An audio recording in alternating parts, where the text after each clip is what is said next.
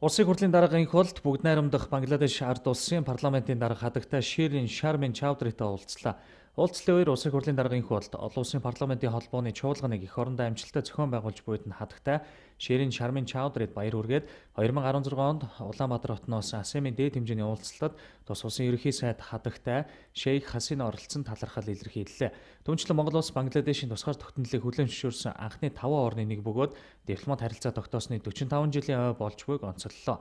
Хоёр улсын худалдаа эдийн засаг бусад салбарын хамтын ажиллагааны асуудлыг уулзалтын үеэр хөндсөн. Улсын хурлын даргын хувьд өндөр дээд түвшний харилцан айлчлалыг тогтмолжуулах, худалдаа хөрөнгө оруулалт, аялал жуулчлалын зэрэг салбарт хамтран ажиллах боломж буйг дурдлаа. Хадагтай Ширин Шармин Чаудри Бангладешт болж буй олон улсын парламентын холбооны чуулганд Монголын төлөөлөгчид оролцож байгаа нь манай орны түүх соёлыг таньж мэдэх, улмаар хамтын ажиллагаагаа өргөжих сайхан боломж олгож байна гэж тэмдэглэлээ.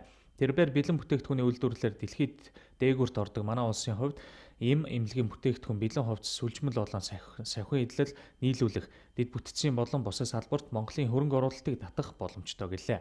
Хоёр тал парламент хоорондын хамтын ажиллагааг хөгжүүлэх, парламентод найрамдлын бүлгүүд байгуулах, гишүүдийг харилцан айлчлуулж, туршлага мэдлэгээ солилцохын чухлыг онцлоо. Улсын хурлын даргын холд хадагтай Ширин Шармин Чаудрыг Монгол улсад тааламжтай цагтаа айлчлахыг урьсныг талархан хүлээж авлаа.